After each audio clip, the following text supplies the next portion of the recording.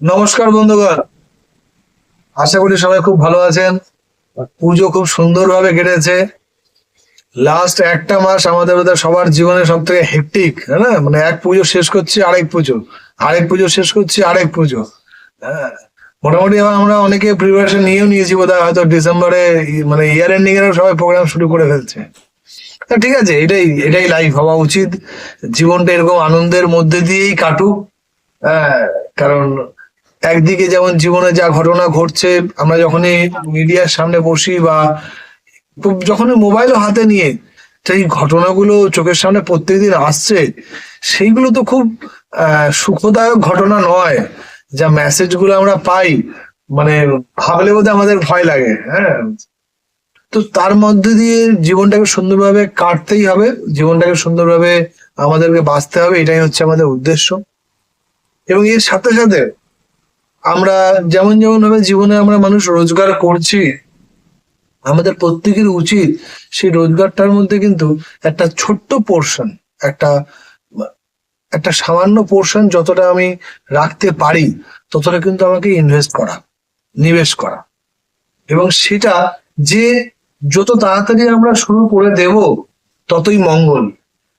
কারণ ইনভেস্টমেন্ট কিন্তু কোনো রাতারাতি কিছু আপনাকে দিয়ে দিতে পারে না। সে যদি মানে কেউ বলে আমি একটা জমি কিনছি আজকে, আমার না 6 মাস পরে ডবল হয়ে যাবে, আপনি কিন্তু শুনে বুঝে যাবেন লোকটা কিন্তু ডাহা মিথ্যা কথা বলছে। কেউ বলছে আমি আজকে গোল্ড কিনবো, হুড়োমুড়িয়ে পড়ছে, কেন? তাকে নাকি 3 মাস পরে বেঁচে দিতে হবে। ভুল করছে। কোনো ইনভেস্টমেন্টই আপনাকে একটু সময় না দিলে অ্যাসেট তৈরি করে দিতে পারে না। দেখুন, 100 টাকায় কোনো জিনিস কিনলেন আর সেটা আপনি 105 টাকায় বেচে দিলেন, সেটা তো অ্যাসেট হলো না। আপনি কোনো একটি জিনিস কিনেছেন, সেটা থেকে যদি আপনি 5 গুণ 6 গুণ 7 গুণ যদি রিটার্ন আপনি তৈরি করতে পারেন, জেনারেট করতে পারেন, তবে কিন্তু সেটা অ্যাসেট। এবং অ্যাসেট, দেখুন আজকে একটা যেই ছেলেটি বা যেই মানুষটি সবে চাকরি শুরু করছে বা সবে কর্মজীবনে নেমেছে, শুরুতে কিন্তু সে একটা জমি কিনতে পারে না। যদি আমাকে জমি কেনার কথা আমাকে বলে কেউ, বা আমরা যখন ভাবি, তা দেখবেন মোটামুটি একটু বড় অ্যামাউন্ট লাগে। যদি আপনি গোল্ডে ইনভেস্ট করতে যান, জমির মতন অতটা বড় না হলেও মোটামুটি কিন্তু গোল্ডে ইনভেস্টমেন্ট কিন্তু একটু বড় লাগে। আপনার কাছে কিন্তু আরেকটি অপশন আছে, খুব সুন্দর অপশন, তার নাম কিন্তু মিউচুয়াল ফান্ড। আপনি কিন্তু মিউচুয়াল ফান্ডে কিন্তু খুব ন্যূনতম অ্যামাউন্টে কিন্তু ইনভেস্টমেন্ট আপনি করতে পারেন। আপনি কিন্তু মিউচুয়াল ফান্ডে, এবার অনেক মানুষে বলে মিউচুয়াল ফান্ড তো আমি বুঝলাম, কিন্তু সেখানে তো মার্কেটের একটা ঝুঁকি আছে। মার্কেটের ঝুঁকি কোথায় নেই? তাও আমি মানলাম আপনার কথাতেই যে ঠিক আছে, মার্কেটের ঝুঁকি আছে। সেই ঝুঁকিটাকেও জানেন আরো মিনিমাইজ করা যায়, আরো কম করা যায়। তার একটা খুব সুন্দর একটা প্রসেস আছে, একটা সিস্টেম আছে, যাকে আমরা বলি এসআইপি, সিস্টেমেটিক ইনভেস্টমেন্ট প্ল্যান। এই সিস্টেমেটিক ইনভেস্টমেন্ট প্ল্যান আর কিছুই নয়, ওই মিউচুয়াল ফান্ডে ইনভেস্টমেন্টই হবে, বাট প্রতি মাসে হবে। যেমন আমাদের জিমে যদি ভর্তি হই, জিমের ট্রেনার আমাদের বলে দেয় আপনাকে এই এক্সারসাইজটা করতে হবে এবং এটা ডেইলি করতে হবে। আপনি যতই জিমের ট্রেনারকে চেপে বলুন যে না আমাকে 1 মাসেরটাকে আমাকে একদিনে করিয়ে দিন, সম্ভব? আপনি বলুন তো আপনার পুরো দিনের খাবারটাকে আপনি একবারে নিতে পারেন? সম্ভব কখনোই হয় না।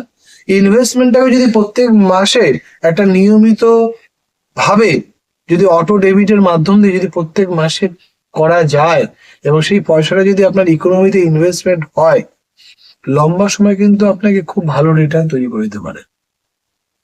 ইনফ্লেশনকে বিট করতে পারে। যেইভাবে জিনিসপত্রের দাম বাড়ছে, তাতে আমি আপনি কিন্তু বাধ্য হয়ে ওই রেকারিং এর লাইন থেকে কিন্তু সরতে হবে।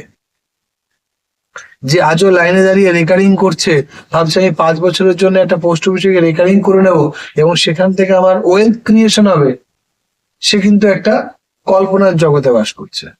আপনি রেকারিং করে একটা সেভিংস হতে পারে, মানে রেকারিং কিন্তু সেভিংস এর একটা ভালো অপশন, বাট রেকারিং দিয়ে কিন্তু কখনোই ওয়েলথ ক্রিয়েশন হতে পারে না। আপনাকে ওয়েলথ ক্রিয়েশন করতে গেলে কিন্তু আপনাকে ইকোনমিতে আসতে হবে, আপনাকে কিন্তু আমাদের স্টক মার্কেটে ইন্ডাস্ট্রিতে আপনাকে পার্টিসিপেশন করতে হবে। এবং এসআইপি একজন বিগিনারের জন্য, যে একদম ইনভেস্টমেন্টে হাতে খড়ি করতে চাইছে, তার জন্য এসআইপি সব থেকে আদর্শ। আপনি আপনার যে ডিস্ট্রিবিউটার, আপনি আমাদের সাথে কথা বলুন, আমার নম্বর আপনার কাছে আছে, আমার অফিসের নম্বর আপনার কাছে আছে, আপনি আমাদের সাথে বসে কথা বলুন, আমরা আপনাকে বেস্ট গাইড করে দেবো কোন ফান্ডে এসআইপি করা আপনার জন্য ভালো হবে।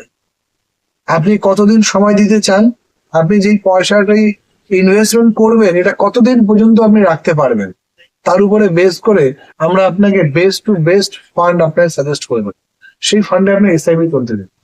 মার্কেটে অস্থিরতাকে আপনি সাইড করে দিন, কারণ ওই অস্থিরতা আপনার কন্ট্রোলে না, ওটা অটোমেটিক ঠিক হয়ে যাবে, সময়ের সাথে সাথে ওটা অটোমেটিক্যালি ঠিক হয়ে যাবে।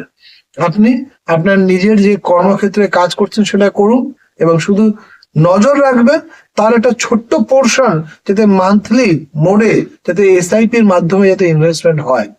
আমি আপনাকে আশ্বস্ত করতে পারি, যদি আপনি এই ডিসিপ্লিনটাকে মেনটেন করতে পারেন, আগামী 5 বছর বা 7 বছর বা 10 বছর আপনি নিজেই বুঝতে পারবেন যে ওই দিন যে ডিসিশনটা নিয়েছিলেন সেটা কত বড় রেগুলেশনের ডিসিশন ছিল।